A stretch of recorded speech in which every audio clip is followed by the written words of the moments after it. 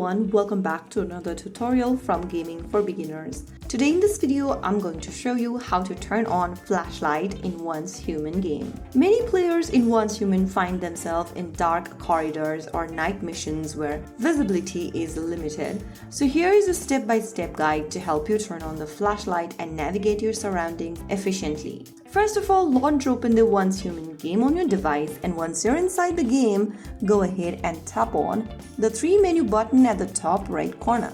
From here, you should see the flashlight button, tap on it, and you can then navigate through the dark corridors or at night times without any worry. Using flashlight in Once Human makes darker areas easier to explore and reduces chances of missing hidden items or threats. So that is how you easily turn on the flashlight in Once Human. If you ever want to turn the flashlight off, you'll need to go to the same menu and then tap on flashlight once again.